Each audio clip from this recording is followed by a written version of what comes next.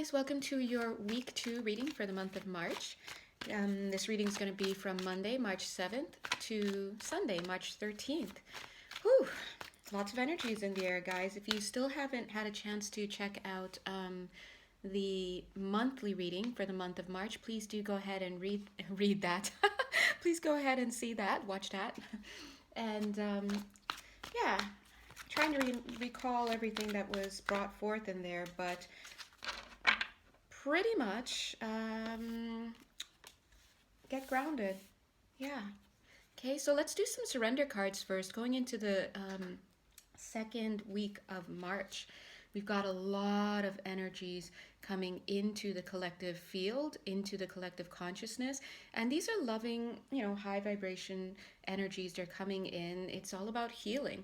But what happens is that when these energies come in, they end up kicking up a lot of the stuff that we have inside. And so you could see that that could actually be a really good thing, as painful as it is. Ouch.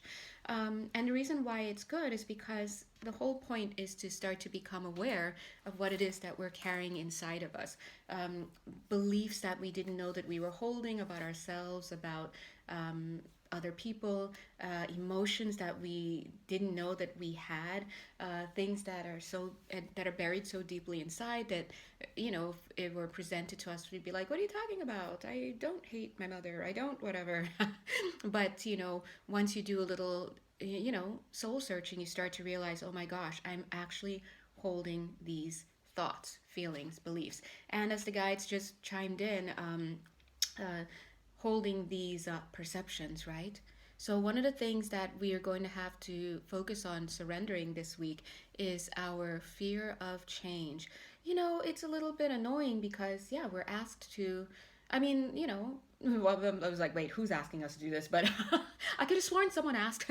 We're asked to hold fast to our ideas, hold fast to our beliefs. And, in a sense, it's kind of necessary, especially when you're manifesting, right? When you're manifesting things, you always need to have a clear vision. You've got to pump it in, all of that. You stay firm. But, part of the process with manifestation is the flexibility. So, and that's kind of the tweaking process that happens where we start off with a little bit of a plan here, that we move forward and things happen, and then we think, well, is this something I want, or do I like how this dress looks, or to be, a very real world quick example, right? And if the answer is no, then we can go ahead and tweak it. And I'm blanking right now on what phase of the moon is good for tweaking.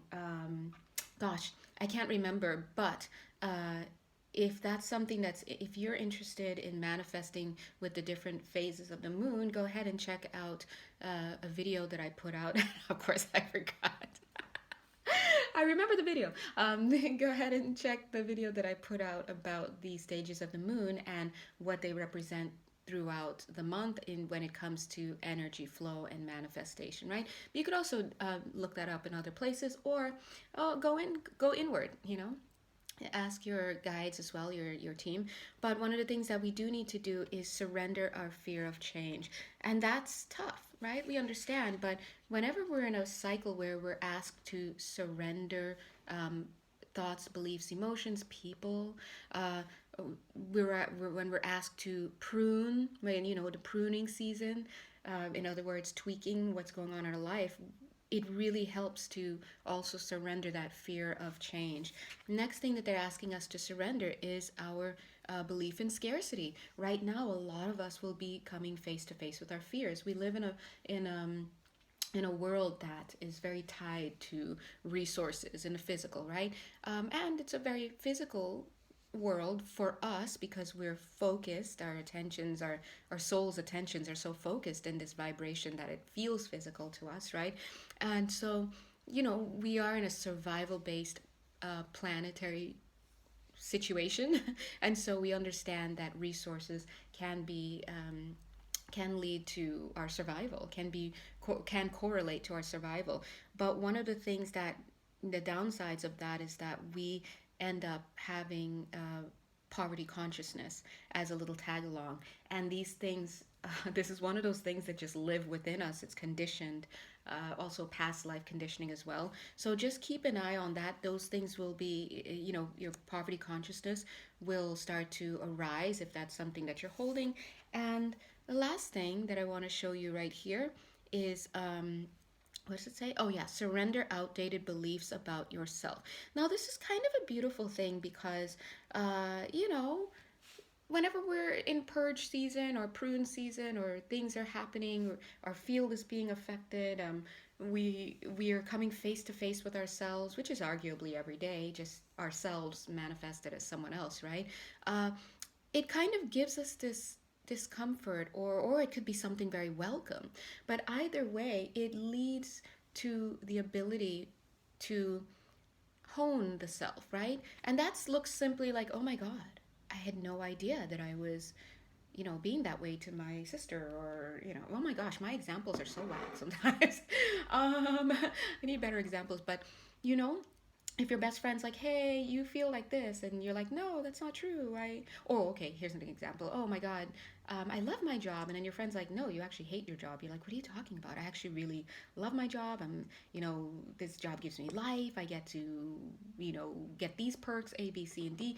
But then your friend's like, no, actually, I hear some of the stuff you say, and I noticed the way that you move, and I noticed that you really don't seem happy when you're there. And what's happening is that you may struggle to acknowledge that, oh, you actually do not like your job, because maybe you've also come to associate your job with an identity that you would like to be a part of. Well, I'm a stockbroker, and this is what, or I'm an accountant, and people feel good when they about me when I say this, and this is what I should want, and I make money, and and I'm able to hobnob. And but if you really check it out, you're actually not very much into this job at all. It doesn't suit you, it doesn't represent you, it doesn't connect you to soul mission. Now, I'm not saying that those jobs that I listed are not capable of taking somebody to those heights, but in this example, the person that we're using, it's not for them. Maybe this person actually wants to create music or do something that's more creative, that's more in line with something they studied when they were younger, or something that they've always wanted to do but never had the chance, right? So what would happen is they would have to first surrender the ego, looking at these cards, right? Surrender the ego and say, hey, it's okay for me to appreciate the job that I'm at and still realize it's not something that suits me at my core, okay? And I'm okay being that person. That would be you surrendering the ego. Surrender to the wisdom of your body. Looking at it, yeah, you know what? I do notice I'm more tired during the day. I know when I'm at work, I notice I am less communicative. I notice I snap at people. I notice I get headaches. I know, right? I notice I sleep more when I'm not at work, right? So that's the second card, how we can apply that. Surrender your fear of change, right? Is another one that we pulled earlier. Oh, well, if I tell my friends and family that I'm quitting this top job, they're going to look at me like I'm crazy. I'm probably going to miss my opportunity for whatever, pension? I don't know. That ties right in with surrendering your belief in scarcity. And then finally, surrendering outdated beliefs about yourself. You could also be carrying beliefs you don't know, such as, I don't deserve happiness. I have to work hard for everything, every little dollar I get, because my father told me that, his father before him told you that, and his father, and his father. And so, who am I to make waves in this family? Who am I? These are outdated beliefs.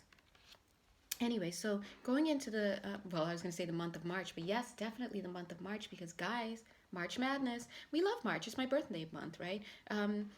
We love March, but remember, it is such a positive opportunity for change, just like during any of the water seasons, Cancer and Scorpio, because it allows our emotions to be kicked up, and it allows us to, if we're open to it, to witness these fears that we're carrying, right? Anyway, and I do feel that there are going to be some times that you're going to have to do this. Pull upon the hermit, go inward, stop, think, feel, right? And if you've been following the daily readings that I put out on Instagram, I believe it was yesterday, the guides were saying, I don't remember, maybe the guides were saying that there also comes a time when we need other people to help us progress along our path. Sometimes we just need that, and so we'll know when that's the case because we'll be kicked out of that space of security, or we'll just become apathetic to where we are, right? Anyway, so that's pretty interesting that they wanted to us to they started this reading with these surrender cards. And by the way, if you're totally into surrender cards like I am, these are called The Power of Surrender, by the lovely Judith Orloff. I've never met her, I don't know her, but I love these cards. Okay, I just love them. And so thank you, Judith. Either way, I believe it's Judith Orloff, or Judith Orloff, but either way, I'll make sure I put the cards, the decks in the bottom. Victory! This is coming through with, yeah, it's also saying the ascent. This is coming through with quite a few energies. Number one, whenever I see this card, victory is usually in tow.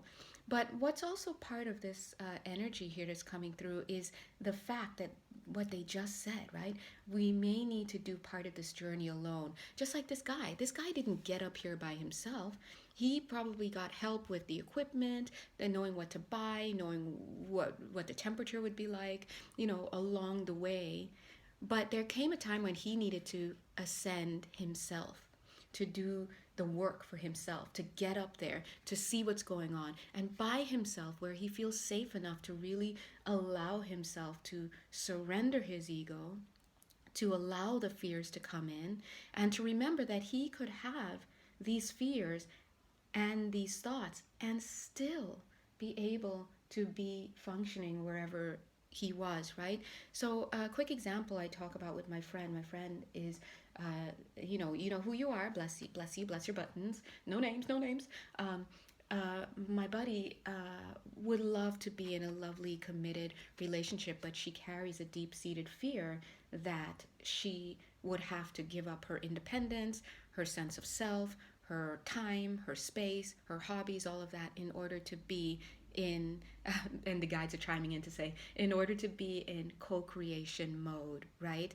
And that's what it is. It's co-creation mode in romance, right? But I constantly kind of try to remind her, like, hey, remember the guide said, and it's true. Remember, you have to remember you don't have to give up you in order to have the romance of your dreams. In other words, you can have this and that. You could still be with your family. You could still do these things and have this person. The thing is, you have to make sure that the person you attract is amenable to whatever it is that you would like to have going on in your life. And so the best thing to do is to take stock of who you are being, rather, because who we are, only God knows, right? But who are you being while you're down here? And take stock of that. And that means not only the part of you that you show other people, but the inner you that even you're not even aware of. You might need other people to help you see that. And once you see that, once you see get a better lay of the land, so to speak, because he's seeing the land, God bless, then you can move forward with discernment. That's what discernment is. Discernment is being able to see what's there. It's interesting because discernment is literally in the trees. You're in the trees, you're trying to discern which tree should I, right? But at the same time, it's also needing to see the forest so that you can understand the trees better and be in a better place of discernment. So in other words, you have to agree and allow yourself to see as much as you can, right? Cherry's only looking out of one eye. Well, it's maybe it's the other one. I don't imagine her eyes open right now. God bless. Sorry, I'm not trying to poke you in the eye, but look at her eye. It's right here. If she's only using one eye, then yes, she could discern from what she sees. But when she opens both eyes, God bless, she's better able to look at what's happening, okay? And here we have, these lovely Ganesh cards. God bless you. Wanted to come in for the reading. He doesn't come out much in the reading. Oh, he's over here. Yeah, okay. Thank you. He's showing his multiple arms, right? So he's saying that it's about being able to call upon more than one, and call upon quite a few things, right? In order to see what is out there. And once you see what's out there, then you might realize, oh my God. Oh, there he is. Yeah, he's. Oh yeah, he wanted to be back here. Now this card wants to come closer. Maybe he's gonna do. It's the Lover's card. And once you see what's out there, then you can connect better. With your higher self, with Lord Ganesh, God bless, with your spirit team, whoever it is for you, your local rabbi or clergyman, or just your local shaman, whoever it is for you, your journal, right? You can connect better then. And then, bada bing, bada boom. Yeah, then we have the Sun card. That's illumination. Now I know. Now I know. And then finally, we've got all up in your face. Which one is it? The Queen of Cups. There you are. Male, female, gender non-conforming. Being able to commit to something, a course of action, whatever it is, right? But Spirit says it first starts with amazing abilities, they're saying. Hold on. Amazing abilities to look outward, right? It starts with amazing abilities to look outward. That's what discernment is. Listen, let's talk about that, because they're always. There's a Six of Cups. Look at how it's cute, right? Making friends with your shadows, your fears, right? It's all about when they say amazing abilities to look outward. First of all, guys, it's already challenging to look inward because we see parts of ourselves we're not proud of. We sometimes we see stuff we don't know what we're looking at, all sorts of things. But I think too often we, including me, forget the skill set needed to look outward. And of course we know discernment, right? But what goes into discernment? We need the strength to see what's actually there. And that in and of itself is a hard thing. I struggle with it myself as well in certain areas of my life. It's like I want to see, but I don't want to see because, number one, I'm afraid. Number two, it might mean that I need to abandon what I was thinking or doing before or feeling before in order to upgrade to more of the reality. It may mean that I need to make alternate plans. It may mean that I may not have what I thought I wanted. It may hurt or destroy my thought, or even crazier, but understandably it may really alter the way you see yourself. Identity, this is why the first card came out. Surrender your ego, right? And this card seems like it's harsh because of the word ego, but it's actually not. It's surrender your sense of identity. A lot of times we hold fast to a sense of identity and who we are and what we think we're capable of and what we should be doing, and the reason why is because we live in this world. We need to have a stable sense of self, right? But what happens is it blocks us off from being able to be receptive to what's really being presented. Look, exactly what's really being presented before us. Sometimes Spirit wants us to take alternate routes. Oh, there needs to be a card here. Let's see. I just heard the word 7. Let's go ahead and... Okay, 1, 2, 3, 4, 5, 6, 7. Yeah, sometimes Spirit wants us to see something else, but we are not comfortable looking at everything, or we don't feel even that there's a need, right? And so they're like, hey, God bless you. Okay, what's this? 2 worlds, okay? Yeah, that's understandable. It can push us into 2 worlds, and we're human beings. Even though we literally, if you're incarnated, you are literally fragmented, and we live lives in order to integrate the soul. So we're carrying, one day we often pray, dear God, please help me to align with my higher self, or align with you, or align with source, or align with the universe, align with nature, whatever you're align with compassion. Why do we pray that? Because we acknowledge that we are apart from it at times. And so when we pray for that, we are saying, but our willingness, a little bit of willingness is all it takes. Our willingness is to be in alignment with that higher thing, that higher source, because we know that it has the highest interest for us. And when the highest interest for us will always also be the highest interest for others. We may not be able to see that at this perspective, this dimension, this physical, reality. and conditioned reality, but we know if we skip over to another country, we're already seeing things differently. So let alone when you're actually rising up in your dimensional selves, when you can actually see the lay of the land, then you realize, okay, it wasn't here that both of these were well served, it was up here. And that's why in one of the messages they channeled for us not too long ago in the daily messages, they talked about being okay with paradox. Paradox means two things are true. There, how could these both of these things be true? Yeah, from where you're standing, it doesn't look true. But as you deepen, you understand. You seek to understand before you try to make others understand. Right? You start to, deepen, and you realize, okay, there's an element here that I'm not seeing, and I should open up to it. Right? So two worlds. Um, but anyway, it's hard at this level because we need to commit sometimes when we need to make action. They're saying fragile action when we need to make fragile action. As well thought out as some things are, at the end of the day, if you can't see around the corner or you're struggling, we're really just doing the best we can. It's understandable, right? Um, these are, March is the month of perceptions, right? At least this year. I mean, always, right? Hold on, let's take a sip.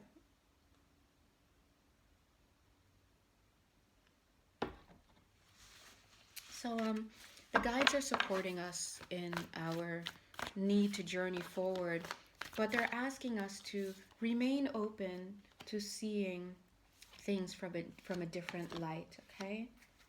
And it's interesting because two contracts. Yeah, look at this. Two contracts on either side. Oopsies. On either side, we've got here in this middle card, it says Master Artisan. We see connection happening. And on both sides, we've got contract and we've got contract. So this is showing that a lot when we work with people in the physical, regardless of how it, I love how they're like cutting out this person here. They're like, yeah, just think about the contract. When we work with people in the physical, whether we feel to or not, whether we're aware of it or not, there is always a contract there for that. And so we need to always kind of go inward and see what's going on here. I'm getting for some of you also, you don't actually, some of you, your house is clean is what they're saying here. You just need to look under the rug. Oh wow, I love how they use that example. Does somebody literally have a rug that they right? Your house is clean, but there's an obstacle that you're not seeing. There's an energy there that you're not seeing. So look at all this beautiful muse energy. It's like, that would be so fun to see somebody blowing an instrument and all the flower petals just kicking up, by the way. Oh my gosh. When I used to live in Japan, I used to be able to see the cherry blossoms like blowing in the wind. I mean, that's a real thing. It's a real thing. So imagine this, but there's still something that needs to be looked at, right? And this is just the way the world is, okay? So here, I always love this, loving elementals. It always like shows,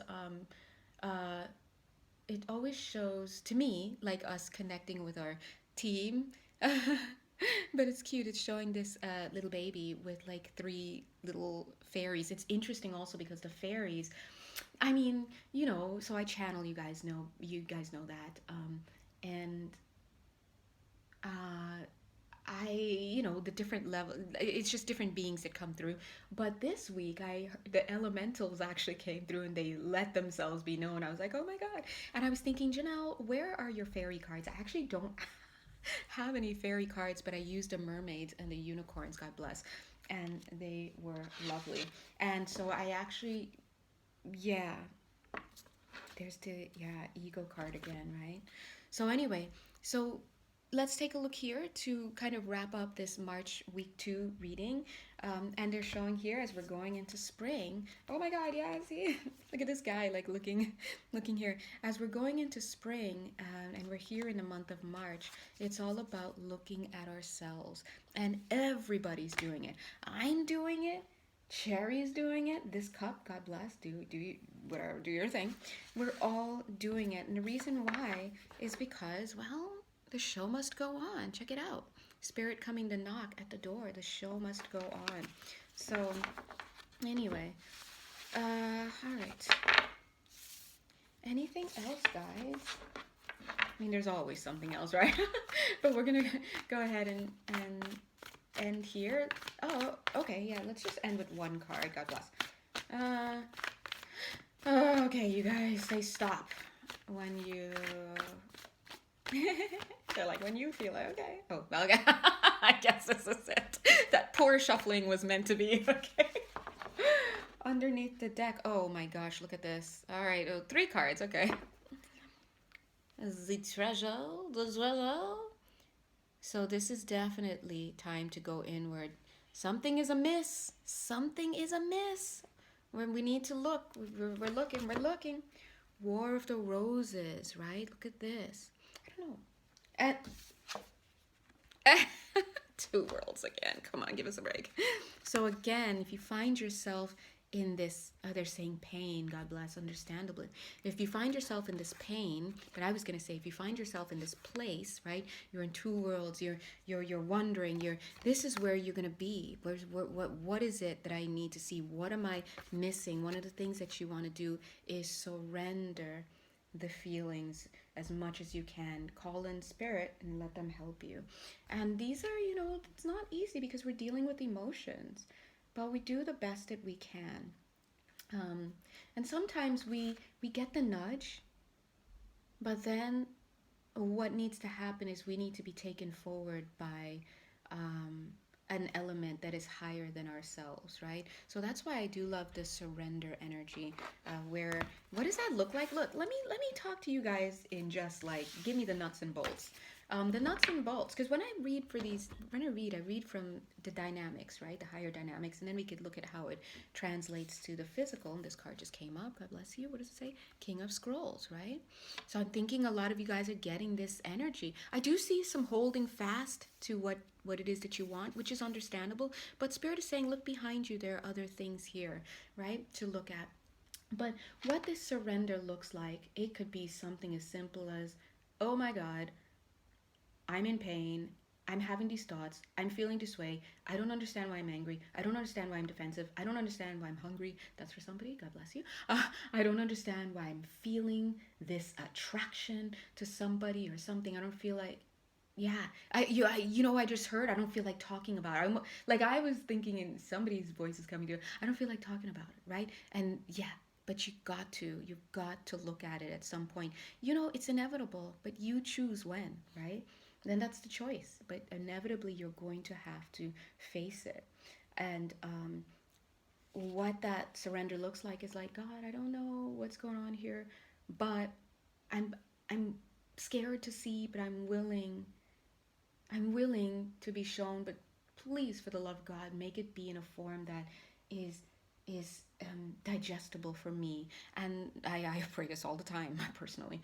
And what they end up doing is, because it's your spirit team, they're sitting right here. We're all watching the transmission, by the way. What they end up doing is they end up creating the conditions in your physical, maybe a week ahead of time, or just they're probably already on it because they already know this stuff. They're on it already. And so by the time they kind of give you that clinch or that nudge, it's more digestible for you, because maybe they had you overhear something a coworker was saying. They had you watch a show of your favorite, an episode of your favorite show, and somehow something in that field that was something in the field was affected by what you saw, and it kind of helped get the ball rolling, like butter, they're saying, like greasing the wheels. And so this is just a month to be aware of what comes to us and surrender. I'd be like, oh, thanks God, surrender, thanks God, surrender. And just do our best, okay? Anyway, I do feel April feels like it's gonna be, let me not talk too soon, but it feels a little bit introspective. It feels so far a lot more, I don't want to say mental, but right now, not mental in the British slang like crazy, but mental like at the mental level. But I do feel March is feeling a little bit, a lot emotional, understandably. It's got a lot of Pisces energy, Neptunian energies, right? It's water. Anyway, God bless you guys. If you would like to have a personal reading with me, or to have an energy healing session with me, please feel free to check my Etsy. Remember that I do have a grace with a capital G, a grace period for the readings of up to 2 weeks, because the energy just flows the way it flows. Okay, it just is what it is. But the live Zoom sessions one to one are usually booked within a few days because, well, it's just a different function. Anyway, God bless you guys, and enjoy your second week of March.